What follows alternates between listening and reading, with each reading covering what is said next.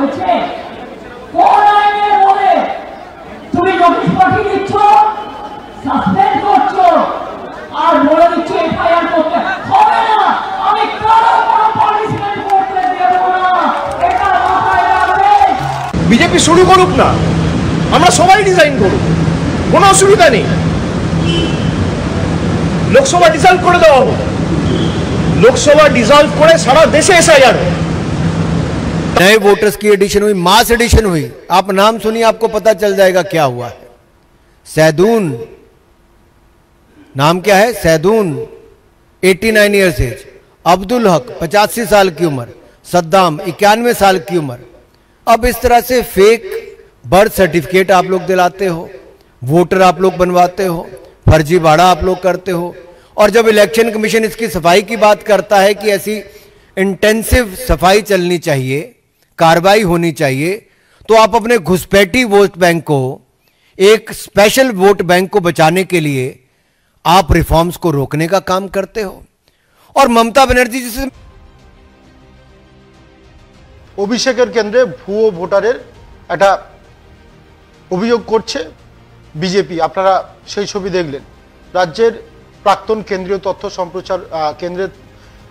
তথ্য সম্প্রচার মন্ত্রী প্রাক্তন অনুরাগ ঠাকুর তিনি অভিযোগ করছেন যে ডায়মন্ড হারবারের অভিষেকের গড়, সেই ডায়মন্ড হারবারে কিন্তু ভুয়ো ভোটারের হদিশ তুলে ধরেছেন।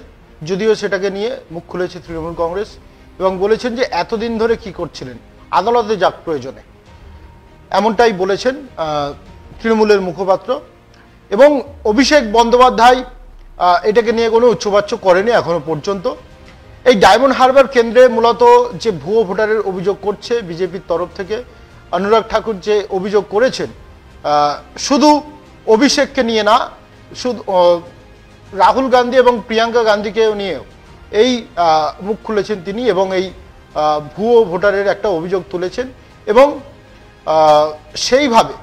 সেইভাবে কিন্তু বেশ কিছু থরে ধরে বেশ কিছু বিষ্ণুপুর, মেটিয়া বুরুজ, এই সমস্ত ডায়মন্ড হারবার, বজবজ, এই সমস্ত এলাকাগুলিকে একেবারে তিনি ধরে ধরে একেবারে বলেছেন কোথায় কি ভুয়ো ভোটার রয়েছে বা কি বিষয় রয়েছে।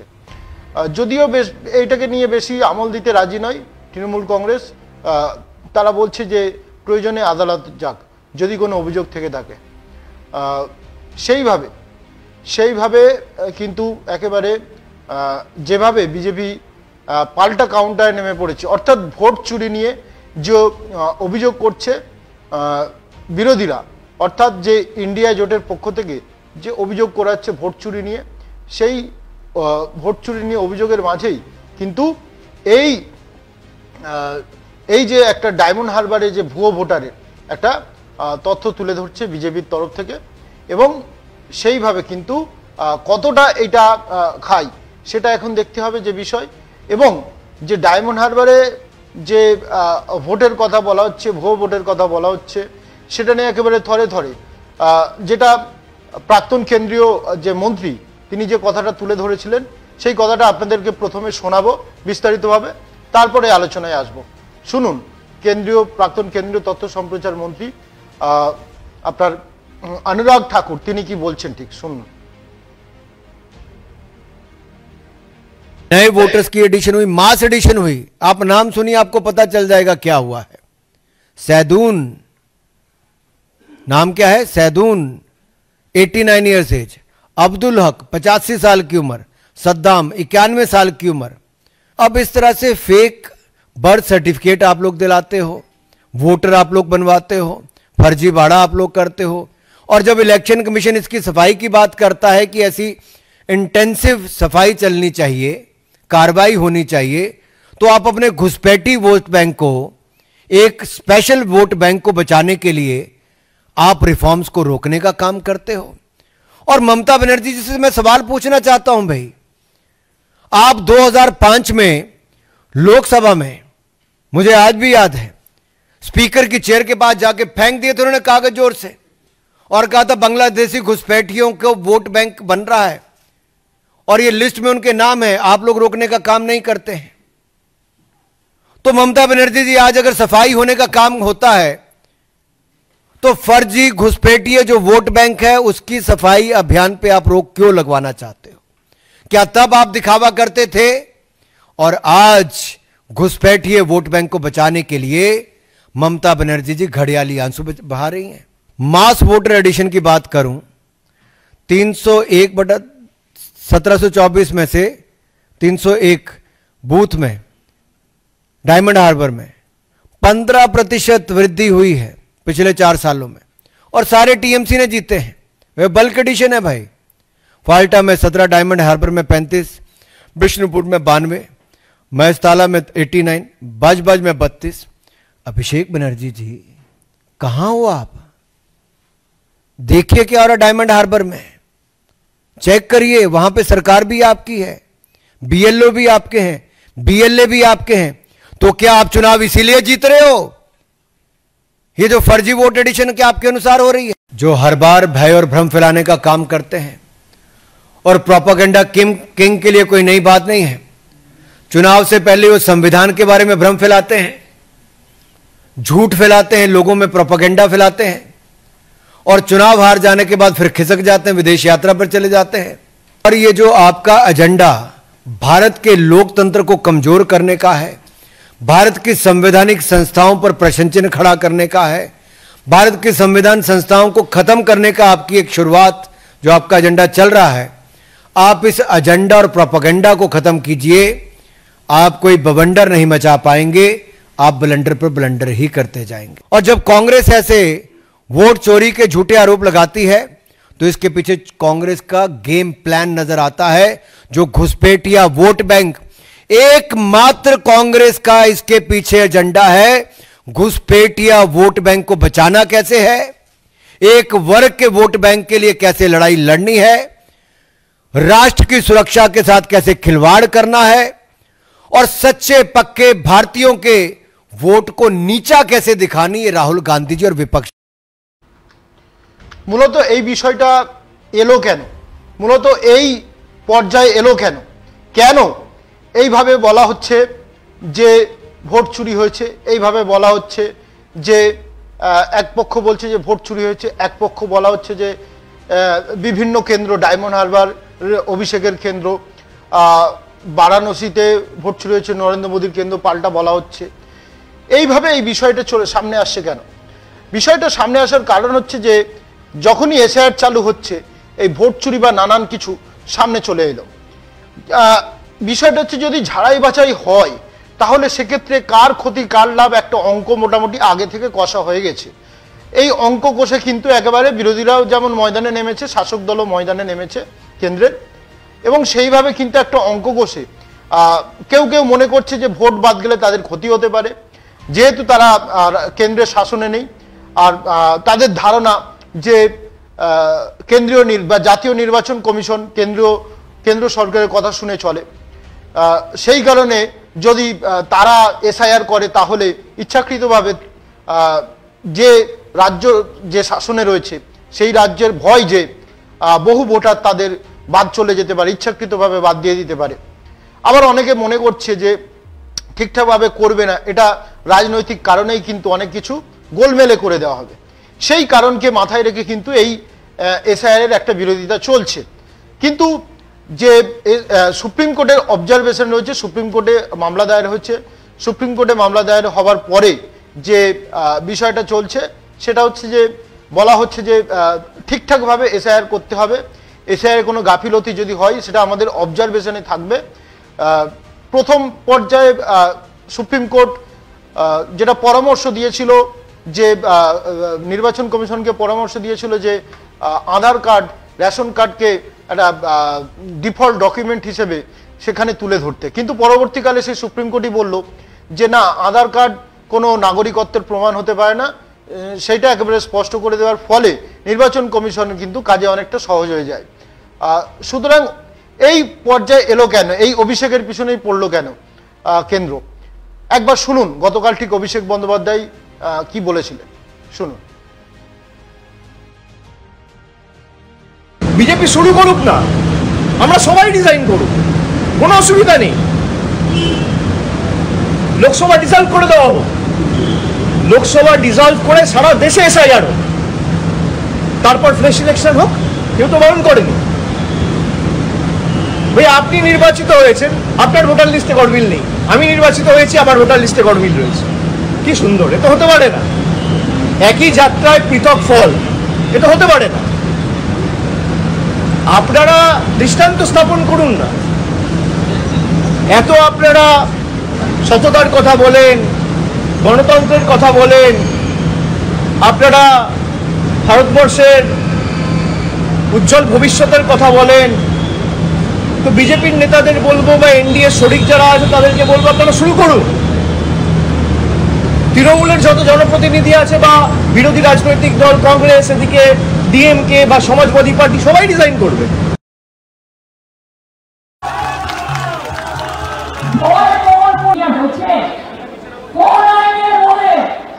তুমি নোটিশ পাঠিয়ে দিচ্ছ, সাসপেন্ড করছো, আর বলে দিচ্ছ এফআইআর করতে হবে না। আমি কারো কোনো পানিশমেন্ট করতে দেব না, এটা মাথায় রাখবেন।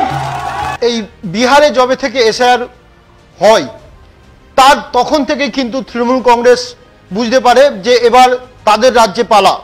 তাদের রাজ্যে যদি এসআইআর হয় বহু ভোটার বাদ যাবে, এবং বহু ভোটার বাদ যাবার ফলে কিন্তু তৃণমূল কংগ্রেস অনেকটা ব্যাকফুটে চলে যেতে পারে।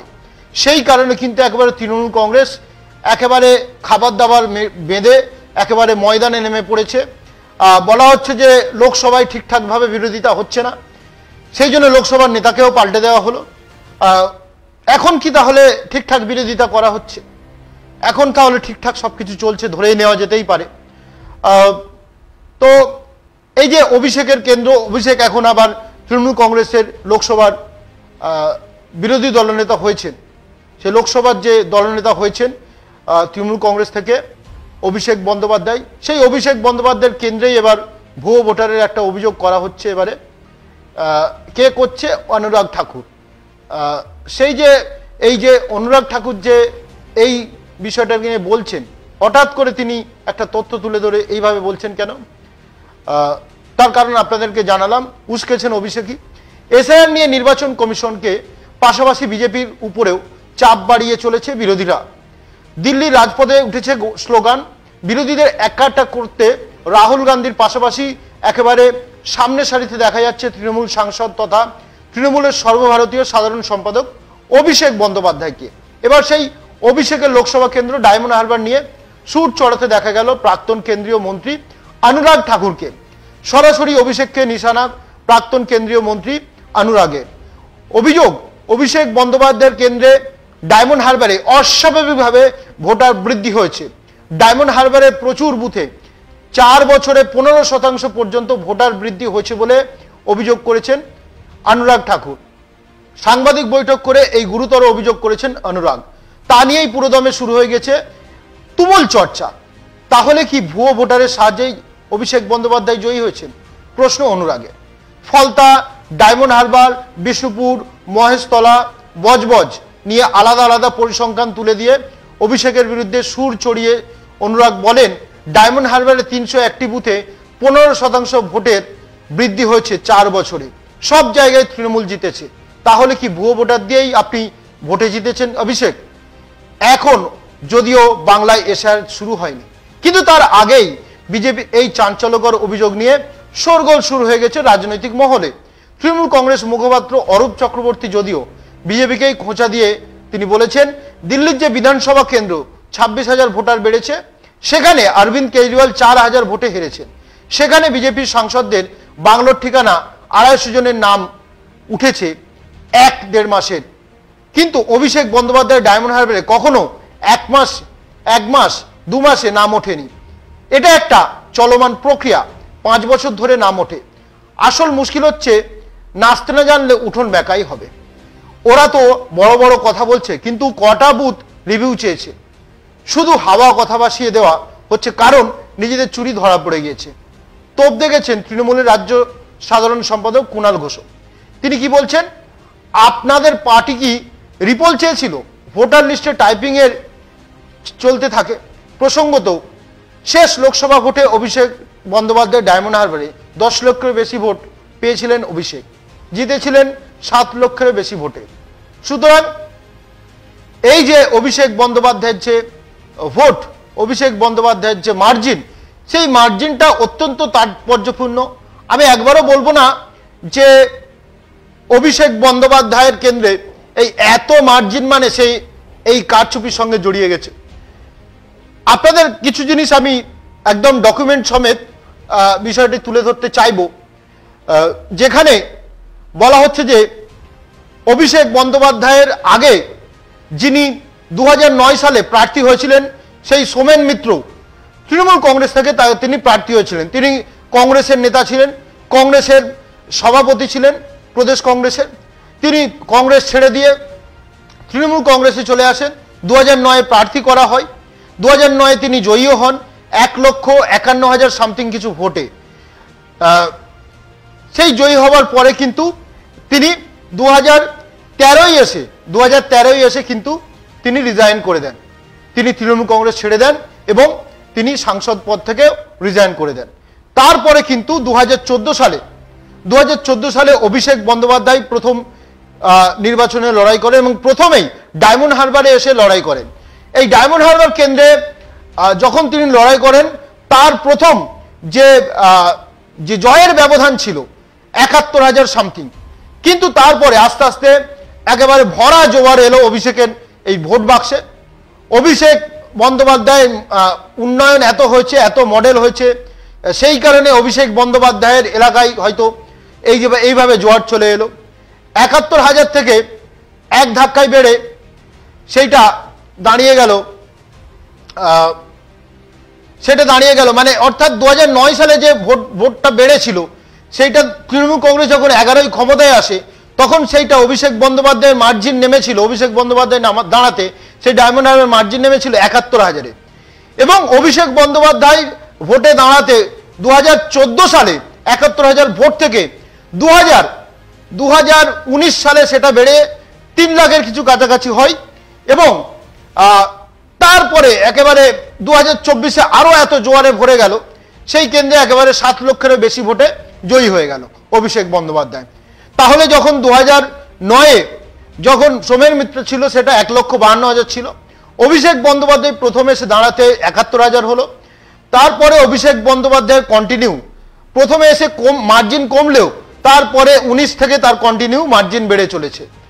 তার নির্বাচনের দিন থেকেই বা আগে থেকেই যেটা বিজেপির প্রার্থীরা অনেক অভিযোগ করেছিলেন, সেই প্রার্থীদের অভিযোগ কিন্তু একেবারে নির্বাচন কমিশনও খুব একটা আমল দিয়েছে বলে আমাদের দেখা নেই। কিন্তু এতদিনে কেন এই ভারতীয় জনতা পার্টি কিন্তু মুখ খোলেনি? অভিষেক বন্দ্যোপাধ্যায়ের বিরুদ্ধে যিনি প্রার্থী হয়েছিলেন অভিজিৎ দাস, সেই অভিজিৎ দাস কিন্তু একেবারে গলা ফাটিয়েছিলেন। তিনি একটা সময় নালিশও করেছিলেন যে কেন্দ্রের কেউ প্রচারে আসছে না তার। 2019-এ ডায়মন্ড হারবারে নরেন্দ্র মোদী প্রচারে এলেও কিন্তু 2024-এ সেই কেন্দ্রে কিন্তু কেন্দ্র থেকে কেউ প্রচারে আসেনি, এমনটা তিনি বলেছেন। হেমন্ত বিশ্ব শর্মা তিনি নোদাখালীতে একটি সভা করেছিলেন এবং তারপরে কিন্তু কেন্দ্র থেকে আর কেউ আসতে দেখা যায়নি তেমনভাবে। শুভেন্দু অধিকারী একদিন প্রচার করেছিলেন। তারপরে হঠাৎ কেন এইভাবে অনুরাগ ঠাকুরের এত এইভাবে তথ্য তুলে ধরে বলছেন? আসলে এই যে ভোট চুরি যখন একটা অভিযোগ করা হচ্ছে, পাল্টা একটা ভুয়ো ভোটারের একটা অভিযোগ করে এই বিষয়টাকে একটা যখন রাজনৈতিক স্তরে একটা পাল্টা কাউন্টার একটা অ্যাটাক দেওয়া হচ্ছে। আমি দুপক্ষের বক্তব্যই আপনাদেরকে শুনিয়েছিলাম, যেখানে একজন অনুরাগ ঠাকুর অভিষেক বন্দ্যোপাধ্যায়কে বলছেন যে অভিষেক বন্দ্যোপাধ্যায় কি নজর দিয়ে দেখেছেন এই সমস্ত কেন্দ্রে ভোটার বাড়লো কি করে? এই যে 4 বছরে 15% ভোটার বেড়ে গেল। এক ব্যক্তির নাম 3 জায়গায় রয়েছে, এক ব্যক্তির নাম 2 জায়গায় রয়েছে, আবার ঘন ঘন বাবার নাম পাল্টে যাচ্ছে, আবার অনেক ভোটার রয়েছে তাদের বাড়ির নম্বর একই। এই সমস্ত তথ্য তুলে ধরে অনুরাগ ঠাকুর এই ডায়মন্ড হারবার কেন্দ্র বা তৃণমূল কংগ্রেসের একটা জবাব দিয়েছে বলে মনে করা হচ্ছে। পাল্টা তৃণমূল কংগ্রেসও একেবারে দেরি করেনি, পাল্টা প্রতিক্রিয়া দিয়েছে। এই সব মিলিয়ে কিন্তু একেবারে সরগরম হয়ে উঠেছে। এই সরগরম হয়ে উঠেছে আমাদের এই ডায়মন্ড হারবার কেন্দ্র এবং পশ্চিমবাংলায়। এবং এই পরবর্তী এই যে এসআইআর নিয়ে যে একটা দোলাচল চলছে, এসআইআর নিয়ে যে একটা বিষয় চলছে বিভিন্ন রাজনৈতিক দলের কাছে, বিরোধীরা অবশ্যই এটাকে নিয়ে সুর ছড়িয়েছে। একটা ভোট চোর নামক একটা যে শব্দ তোলা হয়েছে, সেই শব্দ তুলে বরাবর বিরোধিতা করা হচ্ছে। সেইটা কতক্ষণ কি থাকবে সেটা দেখতে হবে। পাশাপাশি দেখতে হবে যে আগামী সময় কিভাবে এই যে ভোট চোর বনাম ভুয়ো ভোট, এই যে একটা কার দিকে পাল্লা ভারী হয় সেটা আমাদেরকে অবশ্যই নজর রাখতে হবে। তার জন্য দেখতে থাকুন নিউজ ওয়াচ, থাকুন খবরে। नए वोटर्स की एडिशन हुई, मास एडिशन हुई। आप नाम सुनिए, आपको पता चल जाएगा क्या हुआ है। सैदून, नाम क्या है? सैदून, 89 ईयर्स एज। अब्दुल हक 85 साल की उम्र। सद्दाम 91 साल की उम्र। अब इस तरह से फेक बर्थ सर्टिफिकेट आप लोग दिलाते हो, वोटर आप लोग बनवाते हो, फर्जीवाड़ा आप लोग करते हो। और जब इलेक्शन कमीशन इसकी सफाई की बात करता है कि ऐसी इंटेंसिव सफाई चलनी चाहिए, कार्रवाई होनी चाहिए, तो आप अपने घुसपैठी वोट बैंक को, एक स्पेशल वोट बैंक को बचाने के लिए आप रिफॉर्म्स को रोकने का काम करते हो। और ममता बनर्जी जी से मैं सवाल पूछना चाहता हूं भाई, आप 2005 में लोकसभा में, मुझे आज भी याद है, स्पीकर की चेयर के पास जाके फेंक दिए थे उन्होंने कागज जोर से, और कहा था बांग्लादेशी घुसपैठियों को वोट बैंक बन रहा है और ये लिस्ट में उनके नाम है, आप लोग रोकने का काम नहीं करते हैं। तो ममता बनर्जी जी, आज अगर सफाई होने का काम होता है तो फर्जी घुसपैठिए जो वोट बैंक है उसकी सफाई अभियान पे आप रोक क्यों लगवाना चाहते हो? क्या तब आप दिखावा करते थे और आज घुसपैठिए वोट बैंक को बचाने के लिए ममता बनर्जी जी घड़ियाली आंसू बहा रही हैं? मास वोटर एडिशन की बात करूं